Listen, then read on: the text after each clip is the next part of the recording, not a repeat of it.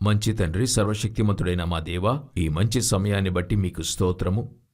కృపగల మీ హస్తం కింద తగ్గించుకుంటున్నాం. ఈ ఆరాధన సమయంలో మేము కూడి వచ్చి మీ సముఖంలో కూర్చోవడానికి, మిమ్మల్ని ఆరాధించి స్తుతించి మహిమపరచడానికి ఈ అనుగ్రహింపబడిన సందర్భాన్ని బట్టి మీకు స్తోత్రం. ఇప్పుడు కూడా మీరు మా మధ్యకొచ్చి మాతో మాట్లాడండి, మీ మాటలు మాకు తెలియజేయండి. మా ప్రభువైన యేసుక్రీస్తు నామమున తండ్రి, హల్లెలూయా. ఈరోజేం చూడబోతున్నాం? ఏలుకొనుడి అని చెప్పి దేవుడు 3 కార్యాలను అక్కడ చెప్తున్నాడు. 1 సముద్రపు చేపలను, 2వది ఆకాశ పక్షులను, 3వది భూమి మీద ప్రాకు ప్రతి జీవిని ఏలుడి అని అంటున్నాడు. దేవుడు ఏలమని చెప్తున్నప్పుడు ఏది ఏలమంటున్నాడో అది ఎంతో స్పష్టంగా తెలియజేస్తున్నాడు. ఇవి 3 దేవుడు సృష్టించినవే. బాగా గమనించండి, 3 దేవుడు సృష్టించిందే. అయితే వీటిని ఏలుడి అని చెప్పినప్పుడు ఏంటి అర్థం అని చూసినప్పుడు మనం ముందుగానే చూస్తున్నాం. ఆదికాండము 2వ అధ్యాయము 15వ వచనములో సేద్యపరుచుటకును దాని కాచుటకును దానిలో ఉంచెను అని చూస్తున్నాం. ఇప్పుడు దేవుడు అన్నిటిని కూడా నిర్మించి సిద్ధపరిచి ఈ జీవరాశులన్నీ మిగతా వాటిన్నింటిని కూడా చూస్తే ఆ నాన్ లివింగ్ థింగ్స్ అంటారు, చెట్లు ఫలవృక్షాలన్నీ ఇచ్చాడు. అలా తోటను సేద్యపరచుటకు కాచుటకు అతను ఉంచాడు. తోటను సేద్యపరచాలి, కాయాలి. అదే సమయంలో భూమిలో ఉండే వాటిని ఏం చేయాలి? ఏలుడి అనే మాట చెప్తున్నాడు. ఇది మనకివ్వబడిన ఆజ్ఞాపనే. దేవుడు ఆ విధంగానే మనల్ని ఉంచాడు. అలాగుంటున్నప్పుడు ఈ ఏలడం అనేది వేటిని అని మనం చూస్తున్నప్పుడు 3 ముఖ్యమైన కార్యాలను దేవుడు చెప్తున్నాడు. ఆదికాండం పుస్తకం అనేది ఒట్టి క్రియేషన్. దేవుడు సృష్టించింది మాత్రం చెప్పేటువంటి ఒక పుస్తకము కాదు. దాని వెనుక దేవుడు తన ప్రణాళికలు ఉంచిన విషయాన్ని అర్థం చేసుకోగలం. ప్రతి దాని వెనుక దేవుని యొక్క ప్రణాళిక ఉంటుంది. ఉదాహరణకు ఇప్పుడు మనమందరము పరిశుద్ధాత్మ వల్ల రాయబడిన మాటను ఉంచుకున్నాం. దాని పేరు జీవవాక్యం. నిత్య జీవ వాక్యము మీ యొద్ద ఉన్నది అని ఉంటుంది. కానీ దానికి ముందర దేవుడేం చేస్తున్నాడు? రాసిస్తున్నాడు. ఎవరికి రాసిస్తున్నాడంటే మోషేకి రాసిస్తున్నాడు. ఆ వాక్యానికి పేరు ధర్మశాస్త్రం. అది రాసివ్వబడినటువంటి మాట. అప్పుడు దేవుడు వారికిచ్చిన ధర్మశాస్త్రము ఎలాగుందంట? నిత్యము మేలు కలుగుటకు బ్రతికించున్నట్లును. ఇప్పుడు మనకివ్వబడింది ఎలాగుంది? నిత్య జీవపు మాటలు మన యొద్దనున్నవి. అయితే మనకివ్వబడిన మాటలు హృదయం మీద రాయబడినటువంటివి. దేవుడు చెప్తున్నాడు, రాతి పలక మీద గాని సిరాతో గాని రాయబడక వారి హృదయం మీద రాస్తానంటున్నాడు. అదే మనకి ఇవ్వబడినటువంటి మాట. వారికి ఇవ్వబడిన మాట ఏంటంటే రాసి ఇవ్వబడింది మేలు కలిగించడానికి. అంటే ఏంటర్థం? అంటే దేవుని కఠినమైన మాట అనేది కాదు. ఇప్పుడు మనకి మేలైనది నిత్య జీవానికైనది అంటే ఏంటంటే మనకివ్వబడినటువంటి మాట క్షమించేటువంటి మాట.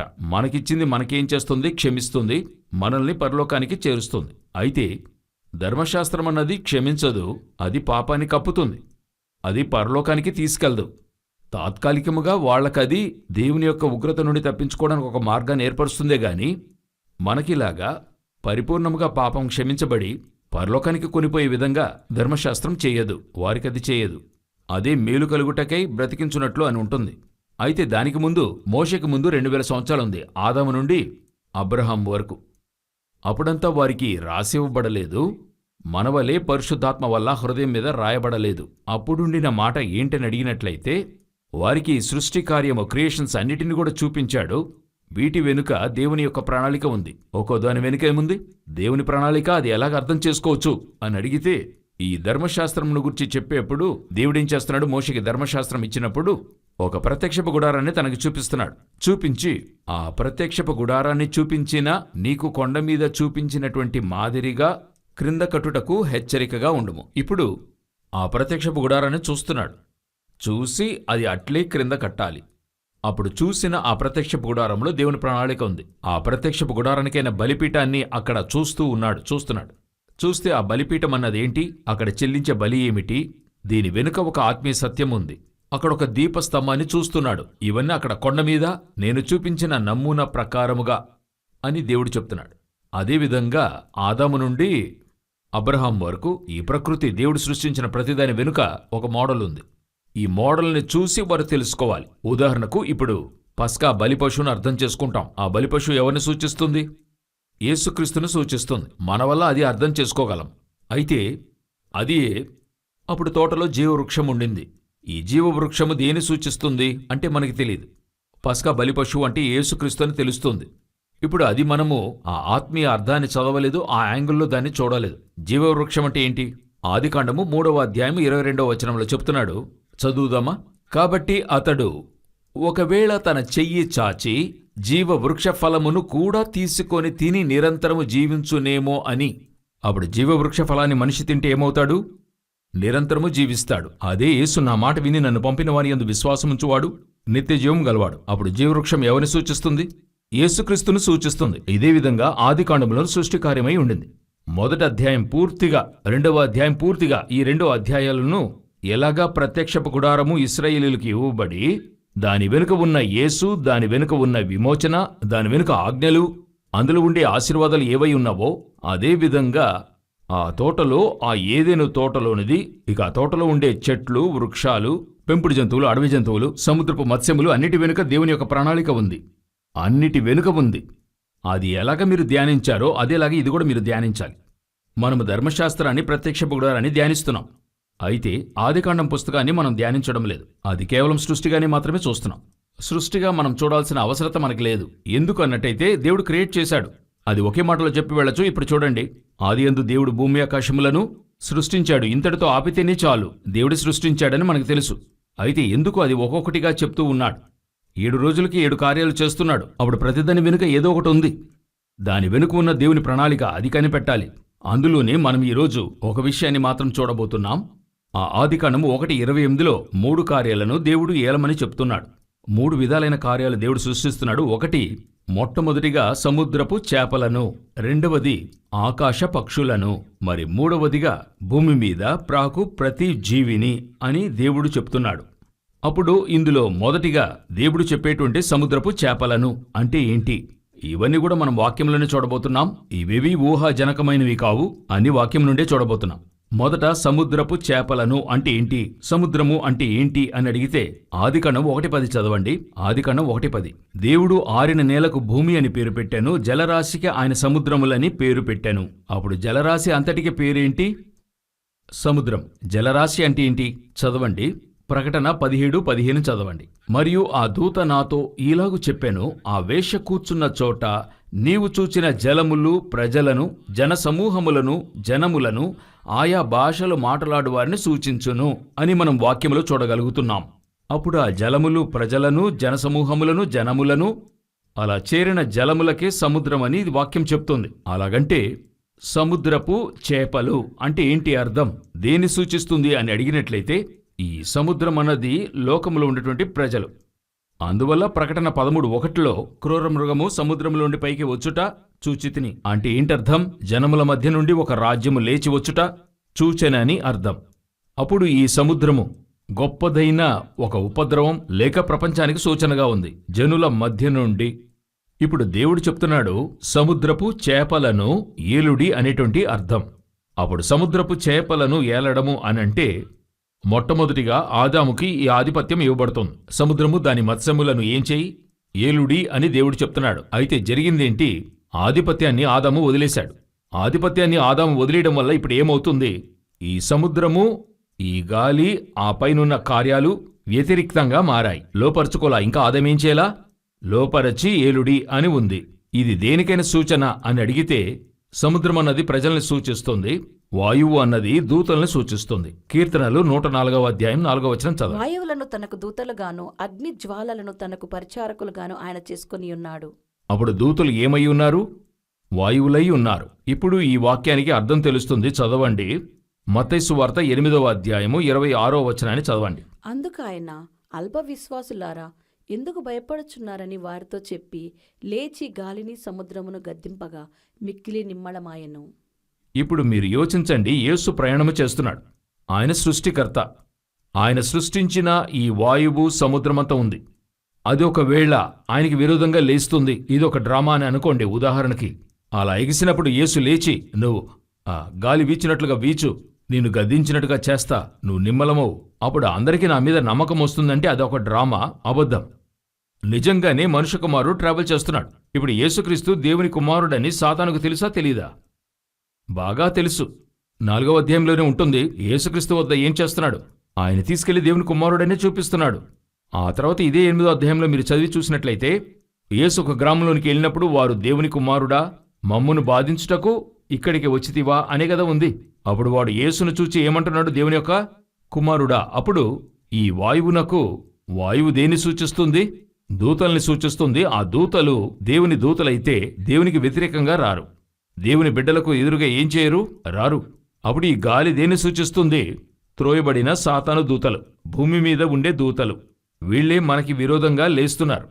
రోమిలకు రాసిన పత్రికలో పౌలు చెప్పేటువంటి మాట, రోమిలకు రాసిన పత్రిక 8వ అధ్యాయము 38వ వచనం. మరణమైనను జీవమైనను దేవదూతలైనను ప్రధానులైనను ఉన్నవి అయినను రాబోవునవి అయినను అధికారులైనను ఎత్తైనను లోతైనను సృష్టింపబడిన మరి ఏదైనను మన ప్రభు అయిన క్రీస్తు యేసునందలి దేవుని ప్రేమ నుండి మనలను ఎడబాప నేరవని రూఢిగా నమ్ముచున్నాను.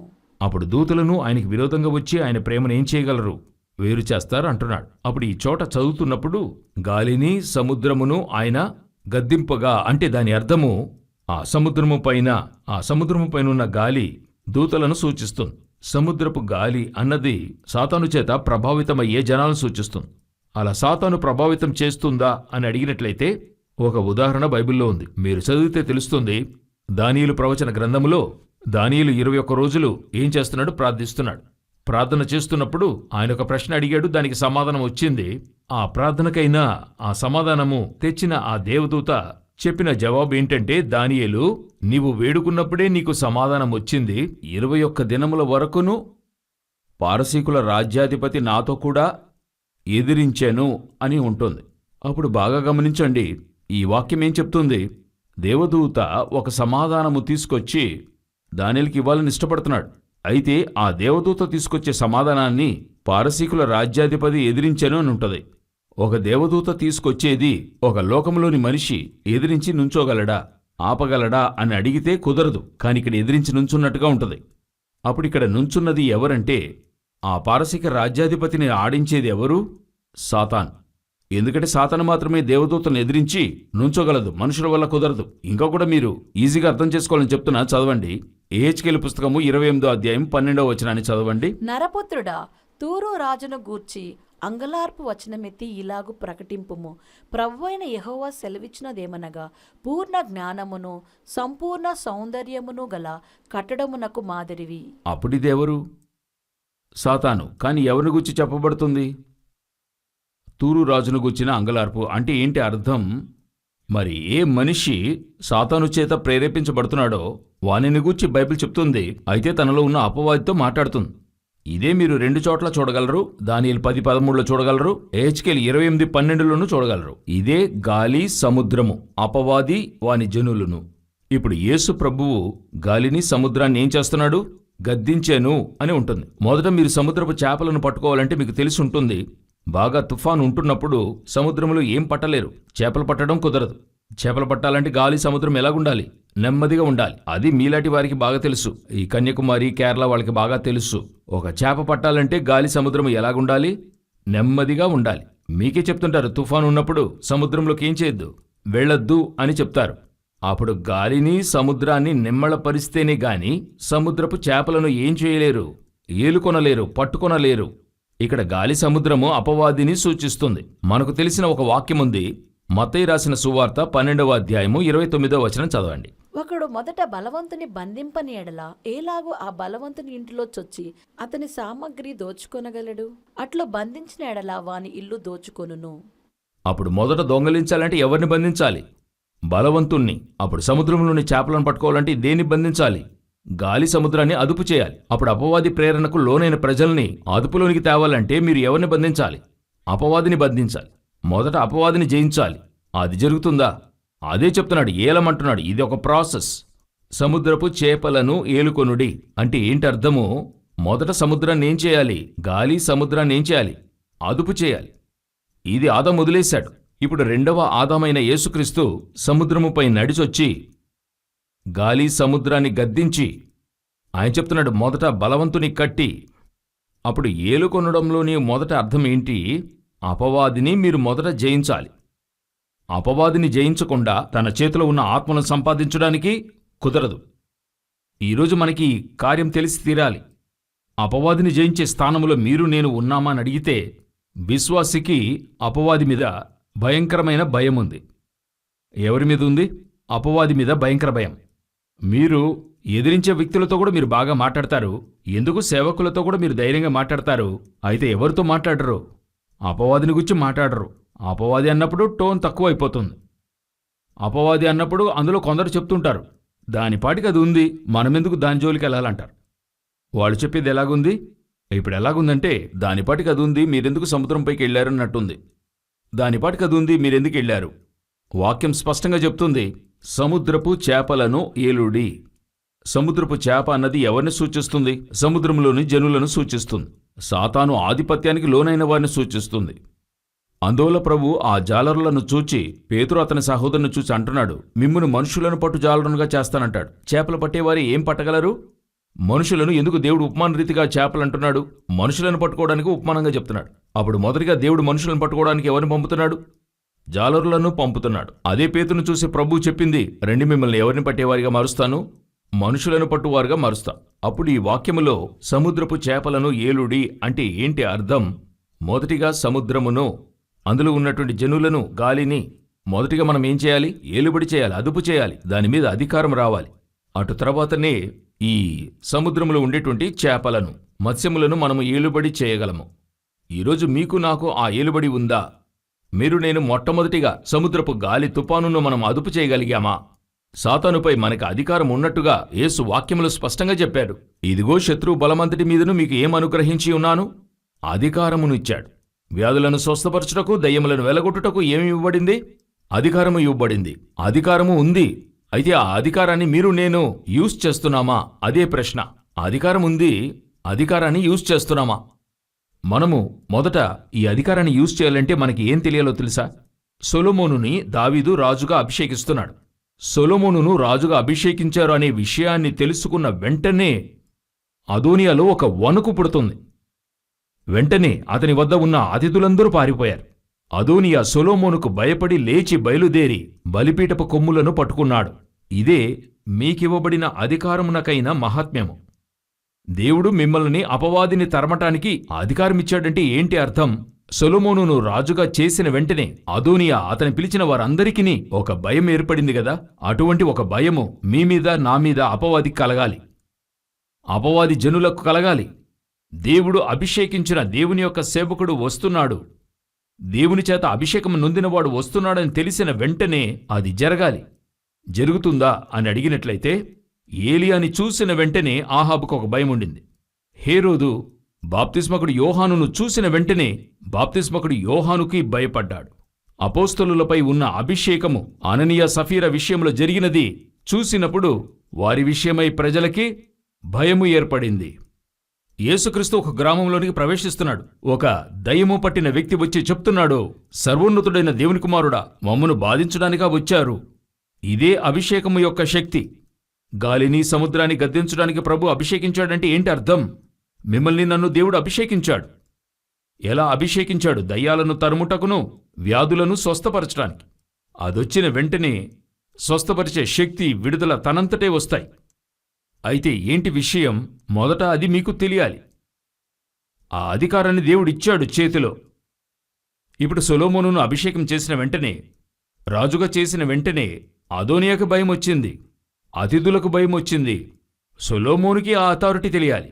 నేనెలాగ మారిపోయాను, ఇప్పుడు రాజుగా మారిపోయాను అని తెలియాలి. అయితే ఏం జరుగుతుంది? సొలొమోను వెళ్ళి రాజగృహంలో అలా కూర్చుంటున్నాడు. తన యొక్క ఆ సింహాసనంలో కూర్చుంటున్నాడు. అలా తనంతటా ఆ అభిషేకం యొక్క శక్తి లోనికొస్తుంది. చూడండి, మీకు నాకు అలా రావాలి. దేవుడు అభిషేకం చేసేశాడు. You are already ordained. దేవుడు మిమ్మల్ని ముందుగానే ఏం చేసున్నాడు? అభిషేకం చేసుంచాడు. మీరు వెళుతున్నప్పుడు ధైర్యంగా వెళ్ళాలి. ఇక్కడ దుష్టుని యొక్క తంత్రం ఏంటని అడిగితే వాడేమీ చేయనివ్వడు. సాతాను యొక్క తంత్రం ఏంటని అడిగితే వాడేం చేస్తాడంటే ఆ అధికారాన్ని మీ చేత ప్రయోగపరచనివ్వకుండా చేస్తాడు. ఏం చేస్తాడు? ప్రయోగపరచనివ్వడు. ఎందుకు తెలుసా? మనము బలహీనత గలవారం, బలహీనులము. అయితే నన్ను రాజుగా దేవుడు అభిషేకించాడు. నా బలహీనతను ఆయన సరిచేశాడు. అది నాకు ఆయనకి మధ్య ఉన్న సమస్య. విరోధికి ఏంటి సమస్య? వాడొచ్చి, నువ్వు మోసమైన వాడివి, నువ్వు అలా చేయకూడదు అంటే నువ్వు చెప్పాలి, నేను మోసమైన వాడన్నది నా తండ్రికి, నువ్వు నాకంటే మోసమైన వాడివి. పిశాచి ఎవరు? మనకంటే మోసమైనవాడు. అది మీకు తెలియాలి. నేను నా తండ్రి యొక్క కుమారుడిని. నేను చిన్న కుమారునిగా ఉండి తప్పు చేసినా నా తండ్రి నన్ను చూసుకుంటాడు. నా తండ్రి స్వస్థపరుస్తాడు. అయితే పనివానికి ఇక్కడ ఏంటి పని? నువ్వు ఎటువంటి వాడవైనా గాని నువ్వు పనివాడివే. నేనెంత బలహీనుడైనా గాని నా తండ్రి యొక్క కుమారుడిని. ఈ అథారిటీ మీకు రావాలి. ఇది వస్తేనే గాని మీరు వానిని జయించగలరు. అపవాది యొక్క తంత్రమే ఏంటంటే నీ వల్ల కుదరదు, ఎందుకంటే నీలో ఇంత బలహీనత ఉంది, ఇంత ఉందే. ఇది మీరు అపవాది యొద్ద యూజ్ చేయాలి. అదే చాలా ముఖ్యం. దేవుడు మిమ్మల్ని అభిషేకించి ఉన్నాడు. ఎందు నిమిత్తము? సముద్రపు చేపలను ఏలుటకు, గాలిని సముద్రాన్ని లోపరుచుకోవడానికి. మీరు అదే ఆదికాండం 1:28 చదవండి. 1:28 మరల చదవండి. సముద్రపు చేపలను. ఈ ఆకాశపక్షులు దేని సూచిస్తున్నాయి? ఈ ఆకాశపక్షులు దేని సూచిస్తున్నాయి? దాన్ని లోపరుచుకోవాలి. అప్పుడు దేని సూచిస్తుంది? ఆదికాండం పుస్తకము 15వ అధ్యాయము 10వ వచనాన్ని చదవండి. అతడు అవన్నీ తీసుకొని వాటిని నడుమకు ఖండించి దేని ఖండమును దాని ఖండమునకు ఎదురుగా నుంచెను. పక్షులను అతడు ఖండింపలేదు. జంతువులను నడుముకు ఖండించాడు. ఆ వాక్యాన్ని కొంత ఆత్మీయ రీతిలో ఆలోచించండి. మృగాలను సగము చేశాడు. ఆ 3 ఏండ్ల పేయ, 3 ఏండ్ల మేక, 3 ఏండ్ల పొట్టేలు అని చెప్పాడు గదా. అన్నిటినీ తెచ్చాడు, సగము చేశాడు. వాటన్నిటినీ నడుముకు ఖండించి అంటే ఏంటర్థము? అన్ని తన కంట్రోల్, అన్ని తన ఇష్టానికి చేసి ముగించాడు. అయితే వాక్యం చెప్తోంది పక్షులను ఖండింపలేదు. అంటే ఏంటి అర్థము? ఆ పక్షులను ఏం చేయలేదు? అతడు వాటినేం చేయలేదు? ఖండించలేదు. మిగతా వాటిని ఖండించాడు, వీటిని ఖండించలేదు. ఇప్పుడు తర్వాత ఏమైంది చదవండి. గద్దలు ఆ కళేబరముల మీద వాలినప్పుడు అబ్రాము వాటిని తోలివేసెను. పొద్దుగుంకబోయినప్పుడు అబ్రామునకు గాఢ నిద్ర పట్టెను. ఇదేదో సాధారణంగా జరిగిన సంభవం అని తలంచారంటే దీని వెనుక ఆత్మీయ అర్థం ఉందని తర్వాత వాక్యంలో దేవుడు తెలియజేస్తున్నాడు. చదవండి. ఆయన నీ సంతతి వారు తమది కాని పరదేశమందు నివసించి ఆ దేశపు వారికి దాసులుగా నుందురు. వారు 400 ఏండ్లు వీరిని శ్రమ పెట్టుదురు. వీరు ఎవరికి దాసులవుదురో ఆ జనమునకు నేనే తీర్పు తీర్చుదును. ఈ చోట ఉండే వాక్యానికి అర్థమేంటి? దాని ముందర ఏమడిగాడు? దానికి ముందర ఈయనేమడిగాడు? నేను ఈ దేశాన్ని ఎలా స్వతంత్రించుకోనేదను. అందుకు దేవుడు అంటున్నాడు, ఆ 3 ఏండ్ల పెయ్యను, మేకను, పొట్టేలును తీసుకురా. తర్వాత పావురపు పిల్లను తెమ్మంటున్నాడు. వీటన్నిటిని బలి చెల్లించు అంటున్నాడు. బలి చెల్లిస్తున్నాడు. చెల్లించినప్పుడు ఈయన చేసిన ఒకే ఒక మిస్టేక్ ఏంటి? అన్నిటిని ఖండించాడు, దేనిని ఖండించలేదు? పక్షులను మాత్రం ఖండించలేదు. ఖండించనప్పుడు గద్దలు ఆ పక్షుల మీద దిగినట్టుగా ఉంటుంది. అలాగే ఉంది. గద్దలేం చేశాయి? పక్షుల మీద దిగినట్టు అలాగే గద ఉంది. ఆ కళేబరముల మీద వాలాయి. వాలిన వెంటనే ఇప్పుడు దేవుడు చెప్తున్నాడు, నీకు దీని మూలంగా ఒక విషయాన్ని చెప్తాను విను. నీ సంతతి వారు పరదేశమందు దాసులుగా ఉంటారు. నేను ఈ దేశాన్ని స్వతంత్రించడానికే కదా అడిగాను. నేనడిగిన ప్రశ్నేంటి? దేనిచేత ఈ దేశాన్ని నేను స్వతంత్రించుకుంటాను? వచ్చిన జవాబేంటి? పరదేశమందు నువ్వు 400 సంవత్సరాలు ఎలాగుంటావు? బానిసలుగా ఉంటారు. అక్కడ వారిని సేవించెదరు. అంటే ఏంటి అర్థం? దీని వెనుక ఉన్న స్పిరిచువల్ కార్యం ఏంటంటే నీ యొద్దకు వచ్చి తీసుకెళ్ళిపోతారు. శ్రమ నీకు వాటిల్లుతుంది. నీ సంతతి వారు బానిసగా మారుతారు. అప్పుడు నువ్వు చేయాల్సిందేంటి? ఆ పక్షులను ఖండించి ఈ గద్దలను అలా తరిమి ఉంటే, ఈ కార్యములకైనా ఒక పరిపూర్ణత ఉండుంటే నువ్వు ఈ దేశాన్ని స్వతంత్రించుకునేవాడివి. కాని ఇప్పుడు ఏమైంది? నువ్వు 400 సంవత్సరాల పరదేశం మీద ఏమై ఉంటావు? బానిసగా ఉంటావు. అప్పుడు ఆకాశ పక్షులను ఏలుడి అంటే ఏంటి అర్థము తెలుసా? ఉపద్రవమును జయించి ఆ వచ్చేటువంటి ఉపద్రవాన్ని ఏలుకొనుడి. ఆ ఉపద్రవాన్ని జయించాలి. ప్రభు చెప్తున్నాడు, ధైర్యము తెచ్చుకొనుడి, నేను లోకమును జయించి ఉన్నాను. లోకములో మీకు శ్రమ కలుగును. శ్రమ లేకుండా లేదు, శ్రమ ఉంది. అయితే ఆ శ్రమ ఎటువంటిదిగానన్నా ఉండవచ్చు. అది ఏదైనా కావచ్చు. అది రోమిలకు రాసిన పత్రిక 8వ అధ్యాయంలో చివర్లో చదివాం కదా. ఏదైనా కావచ్చు. అయితే దాని మీద మీకు ఏముండాలి? ఆధిపత్యం ఉండాలి. ఇప్పుడు దేవుడొచ్చి ఈ ఐగుప్తుని గురించే తనతో చెప్తున్నాడు. ఐగుప్తులు వారు ఏమై ఉంటారు? బానిసత్వంలో ఉంటారు. ఇప్పుడు అతడు వాటిని తరిమెను అని ఉంటుంది. వారు మరలా తిరిగి వస్తారు. ఇదెందులకైన సూచన అని అడిగితే అక్కడ ఫరోను వారు జయించి అక్కడి నుండి ఈ సంతతి వారు తిరిగి ఏం చేయాలి? రావాలి. ఆ ఫరోను జయించి వస్తున్నారు గదా, అదే పక్షులను జయించడం. ఎందుకంటే గద్దలు పైకి వచ్చి వాటిపైన వాలినప్పుడు తమది కాని పరదేశానికి తీసుకెళ్తారు. అక్కడ బానిసగా ఉంటారని అర్థం. వారు వెళ్ళింది ఎక్కడికెళ్లారు? ఐగుప్తునకెళ్లారు. పక్షులను ఏలుడి అంటే ఏంటర్థం? తీసుకెళ్లిన వారిని జయించడం. ఆకాశ పక్షులను ఏలుడంటే ఏంటి అర్థం? శ్రమపెట్టు వారిని ఏం చేయాలి? ఏలుబడి చేయాలి. ఇప్పుడు వీరిని శ్రమపెట్టింది ఎవరు? ఐగుప్తులు అన్యదేశంలో ఉండేరు. ఎన్ని సంవత్సరాలు? 400 సంవత్సరాలు. ఇప్పుడు వెళ్ళి ఫరోను అతని సైన్యాన్ని జయిస్తున్నారు. ఫరో జ్యేష్ఠకుమారుడు ఏమవుతున్నాడు? సంహరించబడుతున్నాడు. అక్కడ ఆరంభమై వారి సేనలు ఎర్ర సముద్రంలో ఏమవుతున్నారు? తరుముకొచ్చి పడుతున్నారు. ఇంతవరకును ఆకాశ పక్షులను ఏలుడనటానికి అర్థం. ఏది మిమ్మల్ని శ్రమ పెట్టుటకొస్తుందో, ఏది మిమ్మల్ని తరుముకుంటొస్తుందో, మిమ్మల్ని వేధించడానికి వస్తుందో దాన్ని మీరేం చేయాలి? ఏలుబడి చేయాలి. అది అధిగమించాలి. ఉపద్రవం ఒకరోజును మనల్ని అధిగమించదు. ఉపద్రవాన్నే మీరు నేను అధిగమించాలి. ఉపద్రవం రాకుండా ఉంటుందా? వస్తుంది. ఎర్ర సముద్రం రాదా? వస్తుంది. అయితే ఆ సముద్రము మీకు నాకు దారిస్తుంది. తరుముకొచ్చేవారిని అదే సముద్రం సంహరిస్తుంది. నేనెప్పుడు చెప్తాను, మీరు నేను దాటిపోతున్న ఉపద్రవం ఉంది గదా, ఆ ఉపద్రవంలో దేవుని యొక్క అనుమతితో వెళ్ళి మనల్ని తప్పించి వేరెవరొచ్చినా అందులో మరణిస్తారు. ఆ ఉపద్రవంలో నిలబడలేరు. మనకి విరోధంగా రూపింపబడుతున్నా, నేను స్పిరిచువల్గాను చెప్తున్నా, శారీరకంగా చెప్తున్నా, స్పిరిచువల్గా ఆత్మీయ రీతిలో చెప్తున్నాను. మనకి విరోధంగా అపవాది క్రియ చేస్తున్న సంభవాలు ఏది కంటికి తెలియదు. మీ కంటికి తెలిసేదల్లా కంటికి ముందర కనబడుతున్న విరోధులు మాత్రమే. స్పిరిచువల్ వార్ఫేర్ అనేది ఉంటుంది, మన చుట్టూరా జరుగుతూనే ఉంటుంది. ఇప్పుడు మన చుట్టూరా దేవదూతలు ఉన్నారు. అలాగే బైబిల్ చెప్తుంది వారికైనా దూతలు. అదే సమయంలో మిమ్మల్ని నన్ను నిందించే ఒకడు పక్కనే నుంచునుంటాడు.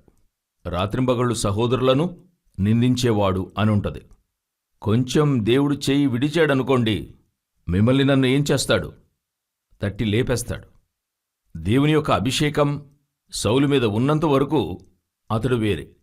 ఎప్పుడు ఆ అభిషేకం తనను వదిలి దావీదు మీదకి వెళ్ళిందో వాక్యం చెప్తుంది, దేవుని ఆత్మ సౌలును విడిచి దురాత్మ ఒకటి వచ్చింది. దేవునితో ఉన్నంత వరకు యూదా యొక్క కథ వేరే. ఎప్పుడు ప్రభు అనుమతించి పొమ్మని ఒక మాట చెప్పాడో వాక్యమంటుంది, అపవాది తనలో ప్రవేశించాడు. పక్కనే నుంచునుంటాడు. ఇప్పుడు ఈ సాతానును జయించడము, ఈ ఉపద్రవాన్ని జయించడము మీ చేతిలో నా చేతిలో ఉంది. దేవుడు అది ఇచ్చిపెట్టాడు. ఏలుబడి చేయండి. కొందరి దగ్గర ఉన్న సమస్య ఏంటి? ఆధిపత్యం ఉంది, కానీ ఆధిపత్యం చేయరు. దేవుని దగ్గర అడుగుతూ ఉంటారు. నేను చెప్పింది అర్థమైందా? ఆధిపత్యం ఉంది, కానీ ఆధిపత్యం చేయరు. దేవుని దగ్గర వెళ్ళి అడుగుతూ ఉంటారు. అక్కడ చూడండి, ఆ పిశాచి నన్ను బాధిస్తుంది ప్రభువా, ఆ పిశాచిని తరమండి. దేవుడు అడుగుతాడు. అప్పుడెందుకు నేను అధికారాన్ని ఇచ్చా? అప్పుడెందుకు అది ఇచ్చాను? నువ్వు ఆజ్ఞాపించు. నాకెంతో ఆశ్చర్యంగా ఒక విషయం చదివినప్పుడు గ్రహించాను. మోషే ఎర్ర సముద్రం వచ్చిన వెంటనే మోషే దేవుని దగ్గరికి వెళ్తాడు. దేవుని దగ్గరికి వెళ్ళి, ఏంటి దేవా, వీళ్ళ దగ్గర నన్ను పట్టించేశారు, వీళ్ళని నేను కన్నానా అని చెప్పి ముగించిన తర్వాత దేవుడు అడిగే ప్రశ్న ఏమై ఉంటుందంటే, నీవెలా నాకు మొరపెట్టుచున్నావు అని అంటాడు. అలాగే ఉంది కదా. ఇదేంటి ప్రశ్న? వెనుక ఒకడు తరుముకుంటూ వస్తున్నాడు, ముందు ఎర్ర సముద్రము, దారే లేదు. ఇలాంటి పరిస్థితిలో వెళ్ళి అడుగుతున్నాడు, దేవా, ఇటువంటి సమస్యలో నేనున్నాను, వీరందరూ సనుగుతూ ఉన్నారు అన్నప్పుడు ఈయనేం చెప్పాలి? భయపడొద్దు మోషే, నేను నీతో కూడా ఉన్నాను అలా చెప్పాలి కదా. ఆయన అడిగిన ప్రశ్న ఏంటి? నువ్వు నాతో కూడా, నీవేలా నాకు మొరపెట్టుచున్నావు అంటాడు. ఇక ఎవరితో మాట్లాడటం? దాని అర్థం ఏంటంటే, నువ్వు ఐగుప్తునకు వెళుతున్నప్పుడే నీ చేతిలో అధికారాన్ని ఇచ్చాను. ఆ కర్రను, ఆ కర్ర అన్నిటినీ చేస్తుంది. ఏమేం చేస్తుంది? ఆ కర్ర అట్లే పాముగా మారుతుంది, తిరిగి అది కర్రగా మారుతుంది. ఐగుప్తుకు వెళ్ళామంటే ఆ కర్ర పాముగా మారి ఫరో పాముని మింగేస్తుంది. ఆ కర్ర ఏం చేస్తుంది? నీళ్లను రక్తముగా మారుస్తుంది. ఆ కర్రకు అంత శక్తి ఉంది మోషే. నీ చేతిలోని శక్తి నువ్వుంచుకొని నాకు మొరపెట్టడం ఏంటి? శక్తి నీ చేతిలో ఉంది, నీ చేతిలో నీ కర్రలో ఉంది. నాతో ఎందుకు మాట్లాడుతున్నావు అంటాడు. ఇదే దేవుడే ఈరోజు మీతో నాతో చెప్తున్నాడు. నా నామమును మీ చేతిలోనికిచ్చి ఉన్నాను. 4000 సంవత్సరములుగా ఇశ్రాయేలు ప్రజలకు దాచి ఉంచిన నామము నీకు అనుగ్రహించాను. 4000 సంవత్సరాలుగా వారు అడిగి చెప్పని ఆ శక్తిని నీ చేతిలోకి ఇచ్చాను. ఆ శక్తిని తీసుకెళ్లి నుంచో, అక్కడ అద్భుతం జరుగుతుంది, సూచన జరుగుతుంది, దయ్యాలు పారిపోతాయి, వ్యాధిగ్రస్తులు బాగుపడతారు. నా యొద్దకొచ్చి మొరపెట్టడం ఏంటి? ఈరోజు ఒక గొప్ప కూటము దేనికి ప్రార్థించాలి, దేన్ని ఆజ్ఞాపించాలో తెలియకుండా ఉంది. వారు దేనికి ప్రార్థించాలో దానికి ప్రార్థించరు, దేనికి ఆజ్ఞాపించాలో దానికి ఆజ్ఞాపించరు. అపవాది వైపు చూసి ఏం చేయాలి? గద్దించాలి. అవునా? గాలిని సముద్రాన్ని దేవుడేం చేశాడు? గద్దించాడు. దేనికి ప్రార్థించాలో దానికి ప్రార్థించాలి, ఏది గద్దించాలో దానిని గద్దించాలి. ఎవరితో మాట్లాడుతూ ఉన్నారు? అపవాదిని ఆజ్ఞాపించండి. ఎర్ర సముద్రాన్ని పాయలు చేయండి. మీ చేతిలో దేవుడు శక్తిని అనుగ్రహించాడు. పలు సమయాల్లో మనం చేసే మిస్టేక్ ఇదే అయ్యింది. ఇప్పుడు మనం ప్రార్థించాల్సిన దానికి ఆజ్ఞాపిస్తూ ఉన్నాం, గద్దించడానికి ఆజ్ఞాపించడానికి ప్రార్థిస్తూ ఉన్నాం. దేవుడు సముద్రపు చేపలను, ఆకాశ పక్షులను ఆయన ఏం చేయమని చెప్పాడు? ఏలుడి అన్నాడు. ఉపద్రవం మిమ్మల్ని ఏం చేయదు. అదే పౌలు చెప్తున్నాడు. ఉపద్రవమైనను ఖడ్గమైనను క్రీస్తు ప్రేమ నుండి మనలను ఎడబాపు వాడేవాడు. చక్కగా ఇదే వాక్యము పరమగీతములో వాక్యం చెప్తుంది. ఆయన మీద ఉన్నటువంటి ప్రేమను నదీ ప్రవాహములు ఏం చేయవట? ఆయనపైన నాకు నేనాయనపైన ఉంచుకున్న ప్రేమనేం చేయదు? ముంచివేయ జాలవు. అదే కదా ఉంది. అప్పుడు పరమగీతములు 8:7 చెప్పినట్టుగా ప్రవాహ జలములు, వరదలు ఆయనపైనున్న ప్రేమను ఏం చేయదు? ముంచివేయదు. అదే అపోస్తలుడు పౌలు చెప్తున్నాడు. శ్రమ, బాధ, హింస, కరువు నన్నేం చేయదు? ఎడబాపదు. అంటే ఏంటి అర్థం? నేనే దానిని అధిగమిస్తా. అది నన్ను అధిగమించదని అర్థం. అందువల్ల పౌలు చెప్తున్నాడు, అన్ని స్థలములలో మాకు విజయోత్సవం అనుగ్రహించే ప్రభు. మాకు సమస్య ఉంది, శ్రమ ఉంది, పోరాటం ఉంది, లేదని కాదు. అందరికీ ఉంది. ఎవరికి లేదు? అందరికీ వారి వారి రేంజ్లో ఒక సమస్య ఉంటూనే ఉంది. అయితే ఏ సమస్య మిమ్మల్ని అధిగమించదు? ఎర్ర సముద్రం వస్తుంది, ఎడారి వస్తుంది. ఎడారిలో వేడి ఉంటది, దానికి మధ్యలో నైట్లో చలి ఉంటుంది, దాహముంటుంది, ఆకలి ఉంటుంది, అన్నీ ఉంటాయి. ఏది కూడా క్రీస్తు మీదున్న ప్రేమను ఎడబాపదు. ఎర్ర సముద్రము పాయలవుతుంది, ఆకలైతే మన్నా వస్తుంది, దాహమైతే బండ నుండి నీళ్లొస్తాయి, ఎండైతే మేఘస్తంభం వస్తుంది, చలైతే అగ్నిస్తంభం వస్తుంది. నాకు ముందు ఒకరు వెళుతున్నారు, ఆయన వంకరివి సారాళము చేసి నన్ను నడిపించి తీసుకెళ్లేందుకు శక్తిమంతుడై ఉన్నాడు. మీరు నేను ఏలుబడి చేయటానికి జన్మించి ఉన్నాం. భయపడి కూర్చుని అలాగే ఏం చేద్దాము, ఎలా చేద్దాం, అయ్యో తెలియలేదే. దేవుడు చెప్తున్నాడు, లేచి నడువు. యెజబెలు గురించి కూర్చుని మాట్లాడద్దు ఇక్కడ. లేదు, నా తలను తీస్తుంది, లే నడువు అని అంటున్నాడు దేవుడు. రెండవసారి అని ఉంటుంది. దాని అర్థమేంటి? నువ్వు లేచి నడువు. నువ్వు వెళ్ళవలసిన దూరం శక్తికి మించినది, చాలా దూరమై ఉంటుండగా ఇక్కడే కూర్చొని నా వల్ల కుదరదు, నేను చేయలేను, నేనిక అంతే, ముగిసింది. దేవుడు అంటున్నాడు, ఎవరు చెప్పింది? నేను చెప్పేంతవరకు నీకు ముగియదు. నా అంతటా ముగిస్తేనే అవుతుంది తప్ప లోకములో నిన్ను ఎవరు ముగించలేరు. కారణం, నీ మీద నేనుంచిన అభిషేకం అటువంటిది, నీ చేతిలో నేనిచ్చిన అధికారం అటువంటిది. సౌలును దేవుడు రాజుగా అభిషేకించాడు. అంతగా అక్రమం చేస్తున్నాడు, అంతగా అన్యాయం చేస్తున్నాడు. దేవుడు అతన్ని తొలగించేంతవరకు ఎవరు తొలగించలేకపోయారు. దేవుడు తొలగించేంతవరకు ఎవరు తొలగించలేకపోయారు. ఒక దుర్మార్గునికే దేవుడు అంత కాపుదలను ఇస్తున్నాడంటే ఆయన దుర్మార్గులకు కాపుదల ఇస్తారంటారా?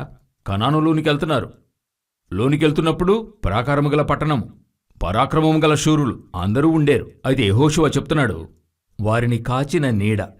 అప్పుడు అంతవరకు ఆ కనానీయులను ఏ నీడ కాచింది? దేవుని నీడ కాచింది. వారు రాక్షసులే. అయితే దేవుని జనం వచ్చేంతవరకు వారిని కాపాడిందెవరు? దేవుడు. అదే దేవుడు మీతో చెప్తున్నాడు. ఒక దుర్మార్గుడు చావడానికి దేవుడు అనుమతి ఇవ్వటం లేదు. ఆ దుర్మార్గుని మరణానికి బాధపడుతున్నాడంటే నీవు దేవుని వల్ల అభిషేకం పొందినవాడు. నీ మీదనున్న అభిషేకము శక్తివంతమైనది. నిన్ను పంపించు దేవుడు గొప్పవాడు. ఆయన నీపైనుంచిన అభిషేకము గొప్పది. అభిషేక తైలమునకు మరొక పేరేంటి? కిరీటము. కిరీటమంటే ఏంటి? ఏలుబడి, అథారిటీ. కిరీటము తలపైన సొలొమోను పైన ఉంచితే అతను రాజు. ఆ అథారిటీ తలపైన ఉంచితే నీ అభిషేకానికి ఒక అథారిటీ ఉందని అర్థం. యెజబెలును చూచి భయపడకూడదు. యెజబెలే నిన్ను చూచి భయపడాలి. లేదండి, ఏలియా అలిసిపోయాడు. అది ఏలియాకి దేవునికి మధ్య ఉన్న సమస్య. యెజబెలు ఎంతమాత్రం? యెజబెలు మట్టుకైతే దేవునికి విరోధి. దేవుడు ఏ రోజు నిన్ను విరోధుల చేతికి ఇవ్వడు. ఎప్పుడిస్తాడు తెలుసా? దురభిమాన పాపము చేస్తేనే ఇస్తాడు. అపవాది చేతికి ఎప్పుడు పౌలు అప్పగిస్తానంటున్నాడు? చెప్పి చూడు, ఇద్దరిని తీసుకెళ్లి చెప్పి చూడు, అన్నీ చేసి చూడు. దేనికి నీ లొంగకపోతే ఏం చేయాలంట? అపవాదికి అప్పగిస్తానంటున్నాడు. తన ఆత్మను నరకము నుండి తప్పించుటకు సాతానుకు అప్పగిస్తా. దాని అర్థమేంటి? అది చివరి ఛాన్సే. ఇక ఉపద్రవానికి అప్పగించడం. అంతవరకు దేవుడు నీతో మాట్లాడుతూ ఉంటాడు. అంతవరకు ఆ అభిషేక తైలం నీ మీద ఉంటుంది. అప్పుడు సముద్రపు చేపలను, ఆకాశ పక్షులను ఏలడం ఎవరి యొక్క అధికారం? మన యొక్క అధికారం. దేవుడు మన చేతికిచ్చాడు. మీరు ఈ లోకపు జనులను, చాలామందిని చూసినట్లయితే ఈ లోకపు ప్రజలు, వారిని చూస్తే భయం. రాజకీయ నాయకులంటే భయం.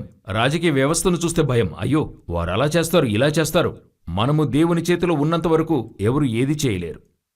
ఈ సంఘమే లోకాన్ని జయిస్తుంది తప్ప ఒకరోజు లోకము సంఘాన్ని జయించలేదు. దేవుడు ఎంతటి శక్తిని ఇచ్చాడు? ఒక సేవకుడు తమిళనాడులో ఉండారు. ఆ సేవకునికి దేవుడు ఒక అభిషేకాన్నిచ్చాడు. ఆ అభిషేక తైలం ఇంకా నాకు తెలిసి దేవుడు ఎవరికీ ఇవ్వలేదు. అటువంటి అభిషేకం ఎలా తెలుసా? ఆయన ఇంటి నుండి సేవకు బయలుదేరతాడు.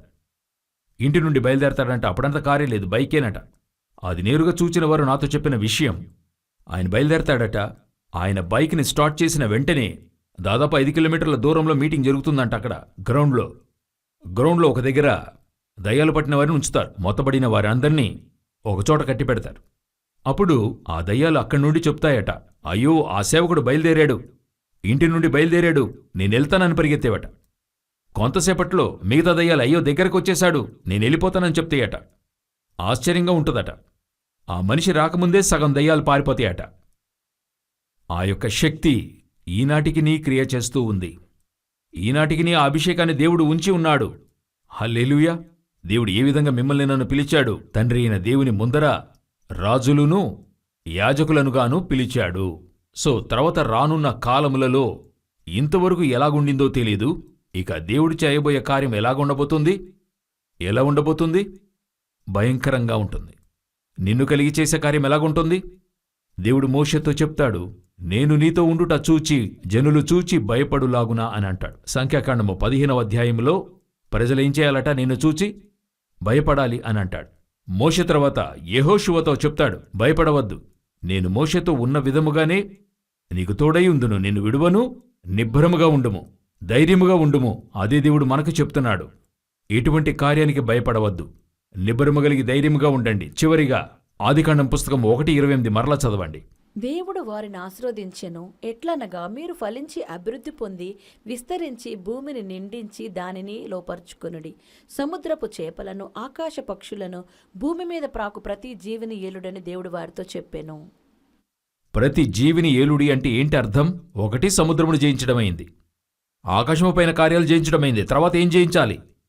భూమిపైన ఉన్నవి జయించాలి. భూమిపైన రెండు విధాలైన జీవజంతువులు. చదవండి, 3 ఉన్నాయి, కానీ 2 లెక్కలోకి వస్తాయి. చదవండి, ఆదికాండం 1:24 చదవండి. దేవుడు వాటి జాతి ప్రకారము జీవము గల వాటిని అనగా వాటి జాతి ప్రకారము పశువులను, పురుగులను, అడవి జంతువులను భూమి పుట్టించుగాక అని పలికెను.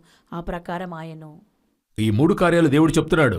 ఒకటి పశువులు, రెండవది పురుగులు, మూడవది అడవి జంతువులు. కానీ ఆ ప్రాకే పురుగులను దేవుడు అడవి జంతువులతో కలిపేశాడు. ఎక్కడంటే 3వ అధ్యాయం 1వ వచనం చదవండి. దేవుడైన యెహోవా చేసిన సమస్త భూజంతువులలో సర్పము యుక్తిగలదై ఉండెను.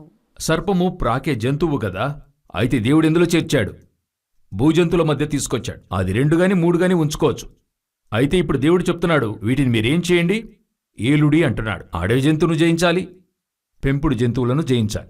అడవి జంతువులను జయించడం అంటే బైబిల్లో అనేకము చూడగలము. ఈ సర్పము నుండి ఆరంభమై తర్వాత అడవి జంతువుని ఎవరు జయిస్తున్నారు? దావీదు సింహాన్ని, ఎలుగుబంటిని జయిస్తున్నాడు. సంసోను ద్రాక్ష తోట నుండి కొదమ సింహం వస్తుంది, అది జయిస్తాడు. తర్వాత పరమగీతంలో ఉంటుంది, మన ద్రాక్ష తోటలు పూతపట్టి ఉన్నవి, ద్రాక్ష తోటలను చెరుపు, నక్కలను, గుంట నక్కలను పట్టుకొనుడి. వాక్యమంటుంది క్రూరమైన తోడేళ్లు. వాక్యంలో చదువుతాం కదా, మందను కనికరింపని తోడేళ్లు వస్తాయి. తర్వాత ప్రకటన 13:1లో 13:11లో చదువుతాం కదా, మరియు భూమిలో నుండి క్రూర మృగమొకటి పైకి వచ్చుట చూచితిని. ఇలా చూశామంటే అనేక అడవి జంతువులు ఉన్నాయి. బైబిల్ చెప్తుంది, యేసుక్రీస్తు అరణ్యములో 40 దినములు అడవి మృగములతో కూడా ఉండేను. ఎక్కడుండేడు? అడవి మృగములకు మధ్య. ఫస్ట్ ఏది జయించాలి? అడవి మృగాన్ని జయించాలి. ఈ అడవి మృగాలు ఒక్కొక్కటి ఒక్కొక్కలాగా. సింహం ఒకటి, ఎలుగుబంటి ఒకటి, తోడేలు ఒకటి ఉంది. ఒక్కోదానికి జ్ఞానార్థం ఉంది బైబిల్లో. సింహం అన్నది డమ్మపు మాటలు పలుకు నోరు, ప్రకటన 13:5లో ఉంటది. ఎలుగుబంటి అన్నది విస్తారముగా మాంసము భక్షించడం, దానియేలు పుస్తకము 7వ అధ్యాయంలో ఉంటుంది. తోడేలన్నది పరిసెలు సద్దుకైలకు అబద్ధ బోధకు సూచనగా ఉంది. వీటన్నిటిని జయించాలి. ఇవి అడవి జంతువులు. వీటిని దాటి పెంపుడు జంతువులున్నాయి. పెంపుడు జంతువు అన్నది ఏంటి? అడవి జంతువు అన్నది వెలుపట ఉంది, సంఘము వెలుపట. పెంపుడు జంతువు ఏదో తెలుసా? సంఘము లోపల. సంఘములో పెంపుడు జంతువులుంటాయి. వీటిని జయించాలి. ఇందులోనూ జయించాల్సి ఉంది. ఏమంటున్నారు? సంఘములోని పెంపుడు జంతువులు అంటున్నారు. మీకు తెలిసే ఉంటది. ఇప్పుడు ఎలుగుబంటి, సింహము, తోడేలు ఇవి వేటిని సూచిస్తున్నాయి? అడవి మృగాన్ని. పెంపుడు జంతువులు మనకు తెలిసి ఏవేవి? మనకు తెలిసింది పిల్లి, కుక్క. అయితే బైబిల్లో ఎడ్లు, పశువులను ఉంది. అవన్నీ ఏ జంతువులు? పెంపుడు జంతువులే గదా. పెంపుడు జంతువులను ఏలుకోవాలి.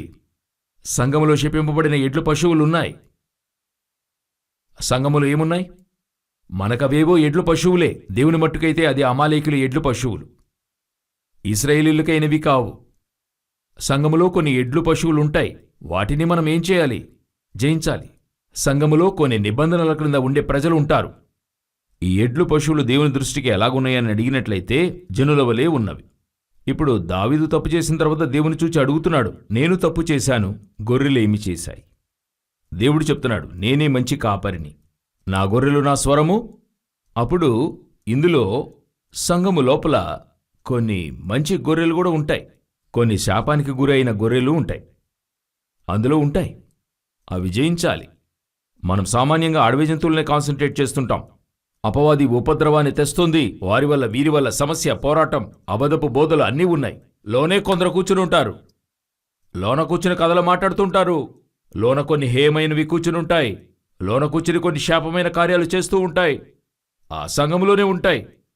వాక్యం చెప్తుంది, సకలమైన జీవ జంతువులను ఏలుకొనుడి, అన్నిటినీ ఏలాలి. రాజైన సౌలు అమాలేకీయుల మీద జయమును సాధించారు, అమాలేకీయుల ఎడ్లు గొర్రెలు జయించలేకపోయారు. ఇక్కడ అదే సమస్య. మనం అపవాదిని గెలుస్తాం, అపవాదిని తరుముతాం, సేవను బాగా చేస్తాం, అన్నీ చేస్తాం, లోపల ఇరుక్కుపోతాం. లోపల హేయమైనవి కూర్చునుంటాయి. దేవుడు నిన్ను ఎన్నుకున్నాడు, అభిషేకము చేశాడు, పిలుపునిచ్చాడు, అథారిటీనిచ్చాడు, అన్నీ ఉన్నాయి. సంసోనికి అన్నీ ఇచ్చాడు. ఫిలిస్తీన్లను కొట్టి పారేస్తాడు చూడండి, అలా తలుపులు బద్దలు కొట్టి లేపి తీసుకెళ్తాడు చూడండి. అతని ముందు ఎవరు నిలవలేరు. ఒక గాడిద దవడెముకతో కొట్టి చంపుతాడు చూడండి. అయితే ఇంటిలో ఉండే దెలీలా దగ్గర పడిపోతాడు. తాను మోహించిన స్త్రీ యొద్ద నిజము చెప్పి పడిపోతాడు. ఆ కార్యాన్ని చెప్పేస్తాడు. ఇదే జరుగుతుంది. ఇటువంటిది ఎప్పుడునూ బయట గెలిచేవారు ఎక్కడో ఓడిపోతారు, లోన ఓడిపోతారు. అప్పుడు లోనున్న ఎడ్లు గొర్రెలను పట్టుకోవాలి, ఇది జయించాలి. సంఘములోనే ఇటువంటి కార్యాలు జరుగుతాయి. ఇంతవరకు మనం ఆరంభంలో గెలిచేవన్నీ బయట గెలిచేవి. సంఘములో గెలవాలి, ఇక్కడ ఆధిపత్యం చేయాలి. ఇప్పుడు బయట నుండి ఆత్మను లోనికి తేవడం అనేది పెద్ద విషయమే కాదు. అయితే లోనున్న వారిని భద్రంగా పరలోకానికి చేర్చాలి, అదే ఉన్నంతలో ముఖ్యమైన విషయం. ఈరోజు చివరి కాలంలో సంఘము బయట నుండి ఆత్మలు తేవడానికి భయంకరమైన కాన్సంట్రేషన్, భయంకరంగా సేవ జరుగుతుంది. అందువల్ల దేవుడు ఏం చేస్తాడు, పేతురును పిలిచి చేపలు పట్టడానికి వలలు వేయమంటాడు కదా. లూకా 5లో, మేము రాత్రంతా ప్రయాసపడ్డా, మాకేమీ దొరకలేదు, నీ మాట చొప్పున వేస్తామంటే వలలు పిగిలిపోయేంత చేపలు. వారు పట్టిన చేపల రాశికి వారందరూ ఆశ్చర్యపోయారు. పేతురుతో, ఇప్పటి నుండి నీవు మనుషులను పట్టువాడువుగా చేస్తానంటే దాని అర్థం చేపలు పట్టడం ఒకటి, వలను మరమ్మత్తు చేయాలి. ఇక్కడొక బెజ్జముంటుంది వలలో, లేక చేప తప్పించుకునే దారి ఉంటుంది. అదే వలను మరలా వేస్తే పట్టిన చేపలేమవుతాయి, పోతూ ఉంటాయి. అప్పుడు చేపలు పట్టడం ఒకటి, వల మరమ్మత్తు ఇంకొకటి. ఈరోజు మనం ఏం చేస్తూ ఉన్నాం, చేపలు పట్టే దాంట్లో కాన్సంట్రేషన్. సంఘములో ఏమీ లేదు, ఎడ్లు గొర్రెలు లేవు. ఇప్పుడు సౌలు దగ్గర ప్రజలు చెప్పేది కానీ ఉండనివ్వండి, నిజమే కానివ్వండి, సౌలు చెప్పింది అబద్ధం. సౌలు చెప్పింది ఎలా చెప్తున్నారు, సౌలు చెప్పింది అబద్ధమని? ప్రజలు ఎడ్లు గొర్రెలు పట్టుకున్నారు కదా, ఇతనెందుకు అమాలేకీయుల రాజును వదిలాడు? ప్రజలే కదా ఎడ్లు గొర్రెలు పట్టుకున్నారు, ఇతనెందుకు అమాలేకీయుల రాజును వదిలాడు? సమూయేలు వచ్చి అమాలేకీయుల రాజును చంపుతాడు. అక్కడ బాగా గమనించారంటే తర్వాత ఆ అమాలేకీయుల రాజు ఎక్కడని అడుగుతాడు, తీసుకొస్తారు, సమూయేలే చంపుతాడు. అప్పుడు అమాలేకీయుల రాజును కూడా వదిలిపెట్టాడు. అప్పుడు ప్రజల కోసం కాదు, చేసిన తప్పు ఎవరిది? సౌలుది. ఈరోజు అనేక సమయాల్లో ఏమి చెప్తున్నారు సంఘము లోపల, ప్రజలే అలాగ చేశారు, ప్రజల వల్లే అలాగా. సంఘాన్ని నడిపేవారు, పరిచర్య జరిగించేవారు, సంఘము మీద పరిచర్య మీద ఆధిపత్యం ఉండాలి. లోపల ఎడ్లు గొర్రెలు శాపము చేత ఉంటే ఖండించాలి, ఛేదించాలి, నిజము నిజముగా ఎత్తి చెప్పాలి. ఇలాగుంటేనే ఉండగలరని చెప్పాలి. ఏలియా చెప్తున్నాడు, యెహోవా దేవుడైతే ఆయనను అనుసరించండి, బయలుదేవుడైతే వానిని అనుసరించండి. ఎక్కడుండినా నువ్వు పరలోకానికి వెళ్ళలేవని దేవుడు నిన్ను సంఘానికి తీసుకొచ్చాడు. సంఘములోనూ నువ్వు అదే ఎదురు చూస్తే ఇది తప్ప వేరే దారి లేదు పరలోకానికి. ఇక్కడ శాపం నిలిచి ఉండటానికి దారి లేదు. ఒకే ఒక విగ్రహము రాహేలు గుడారంలో ఉండింది. రాహేలు బెత్లెహేముకెళ్ళక ముందే దారిలో చనిపోయింది. లేయా గుడారము ఖాళీగా ఉండింది, అందులో ఏమీ లేదు. లేయా రిబ్కా పాతిపెట్టబడిన స్థలం వరకు చేర్చబడింది. చివరి వరకు, అంతం వరకు పరిగెత్తి ముగించాలంటే లోన శాపమైంది ఉండకూడదు. అందువల్ల దేవుడు చెప్తున్నాడు, అపవిత్రము, అసహ్యము, అబద్ధమైనది ఏది కూడా ఒక్కటి అందులో ప్రవేశించదు. అప్పుడు సంఘము క్లియర్గా ఉండాలి.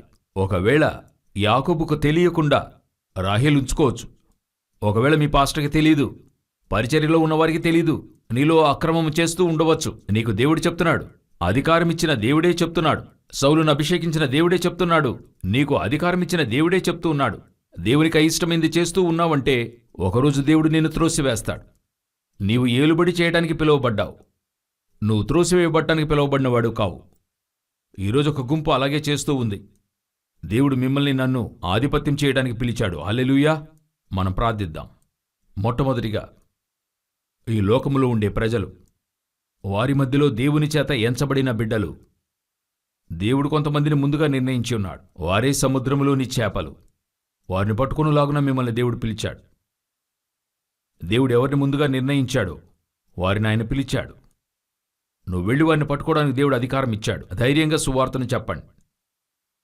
ధైర్యంగా సువార్తను చెప్పండి. ఈ భూమి యొక్క రాజులకు అధిపతి అయిన యేసు చెప్తున్నాడు, నేను మిమ్మల్ని రాజులను యాజకులనుగా అభిషేకించాను. నీ అథారిటీ నీకు తెలియాలి. నీ అధికారం నీకు తెలియాలి. నీవు విశ్వాసముతో ఖండించి చెప్తున్నప్పుడు వ్యాధిగాని బలహీనతగాని అపవాద పరిగెత్తాలి, పారిపోవాలి. అదే దేవుడిచ్చిన అధికారం. ఏలుకొనుడి. ఆకాశ పక్షులులాగా ఉపద్రవం కలుగజేసేవారిని, ఫరో యొక్క సైన్యాన్ని నిర్మూలము చేయటానికే దేవుడుంచాడు. అది తరుముకునే వస్తుంది. కొన్నిసార్లు తరుముకుంటూ వస్తుంది, కొన్నిసార్లు లొంగదీస్తుంది, కొన్నిసార్లు నిన్ను విడువనని చెప్తుంది. దేవుడు చెప్తున్నాడు, గొర్రెపిల్ల రక్తమును పూయుమో, యేసుక్రీస్తు నామమును చెప్పు. అడ్డుకున్న ఫరో జ్యేష్ఠపుత్రుడు సంహరించబడ్డాడు. ఫరో కూల్చబడతాడు. నిన్ను తరుముతున్న సైన్యము నిర్మూలమవుతుంది. నీ మట్టుకైతే ఎర్ర సముద్రము దాటి ధైర్యముగా పాటలు పాడువానిగా, ఆశీర్వదించేవానిగా దేవుడు మారుస్తాడు. దేవుడు నీకు ఆధిపత్యాన్నిచ్చాడు. దేవుని యొక్క అభిషేక తైలం నీ మీద ఉంది. అభిషేక తైలమనే కిరీటముంది. ఇక కాలము చెల్లదు. ధైర్యంగా ముందుకెళ్ళండి. దేనిచేత భయపడకండి. వాళ్ళలా చెప్తారు, వీళ్ళు ఇలా చెప్తారు, ఎవరి గురించి చింతలేదు. మూడవదిగా, భూమి మీద జీవించే పెంపుడు జంతువు, అడవి జంతువులన్నిటినీ ఏలాలి. సంఘము వెలుపట సంఘములోనిది ఏలుబడి చేయాలి. సంఘము వెలుపట ఉన్నది మాత్రము జయించి సాధిస్తే లాభం లేదు. సంఘములోనున్న దానితో కూడా పోరాడాలి. అది ఆధిపత్యం చేయాలి. మంచి విశ్వాసి, సంపన్న విశ్వాసి, దీర్ఘకాల విశ్వాసి అని అంతా చూడకూడదు. సత్యమంటే సత్యమే. ఎన్ని సంవత్సరాలు పరిచర్య చేసిన ఏలి అయినా గాని తప్పైతే తప్పని సమయాలు చెప్పాలి. లేచి నిలబడాలి. దేవుడు నిన్ను అభిషేకించాడు. సంఘము నడిపేవారు, సంఘములో ఉన్నవారికి మనుషులను ప్రీతిపరిచేవారిగా ఉండకూడదు. దేవుని ప్రీతిపరచడమే పరిచర్య. Thank you Jesus. Thank you Jesus. ధైర్యంగా వెళ్ళు. దేవుడు నీతో ఉన్నాడు. కొన్నిసార్లు నీలో బలహీనత ఉంటుంది. నీ అభిషేకము ఇతరులను నిందించడం కోసం కాదు. అది అర్థం చేసుకోవాలి. నిందించడం అపవాది పని. నీ అభిషేకం అపవాదిని తరమడానికి, అపవాది యూజ్ చేసే ప్రజల్ని జయించడానికి, ఖండించి గ్రహించడానికి, ఎదుటివారిని నిందించి చంపడానికి కాదు. అప్పగించుకుందామా దేవుని సన్నిధిలో? దేవాది దేవుని దగ్గర నీ కృపగల హస్తం కింద తగ్గించుకుంటున్నానయ్యా. మీరిచ్చిన అధికారాన్ని, రాజులుగా యాజకులుగా ఇచ్చిన అభిషేకాన్ని అంతము వరకు నన్ను భద్రపరుచుకోవాలి. దేవుడు సంఘాన్ని చూసి చెప్తున్నాడు, నేను వచ్చు పర్యంతము నీలో అది వెలిగించుకొని ఉండుము. నీ మీద అభిషేక తైలమనే కిరీటముందే, నేను వచ్చు పర్యంతము అది కాచుకొనుము. Thank you Jesus. ప్రియమైన తండ్రి, సర్వశక్తుడైన ప్రభువా, సంఘానికి అనుగ్రహించిన వాక్యాన్ని బట్టి స్తోత్రం. తండ్రి, మేము ఆధిపత్యం చేసేవారిగా ప్రభువా, ఈ లోకములో ఉండే దయ్యముల మీదను, దాని ప్రజల మీదను, వ్యాధులపైన, వ్యాధులను కలుగజేసే సాతాను క్రియల మీదను ఆధిపత్యము చేసేవారిగా, ఉపద్రముల మీదను, ఉపద్రములు తెచ్చే వారి మీదను ఆధిపత్యము చేసేవారిగా, సంఘానికి విరోధంగా, సంఘము వెలుపట లోపల నుండి క్రియ చేసే నడమాడే ప్రతి జంతువుల మీద మేము అధికారం కలిగిన వారముగా, ఆధిపత్యము చేసేవారిగా మార్చండి. మాలో ఆ గ్రహింపు రానివ్వండి. ఆ అధికారం, అథారిటీ మాలోనికి రానివ్వండి. మా భయములన్నీ తొలగనివ్వండి. నా వల్ల కుదరదు, అవ్వదు అనే భయం పోనివ్వండి. మమ్మను అడ్డగించే ప్రతి రాయిని తొలగించండి. Thank you Jesus. మీ కృపగల హస్తంలో అప్పగించుకుంటున్నాం. మా ప్రభువైన యేసుక్రీస్తు నామమున తండ్రి.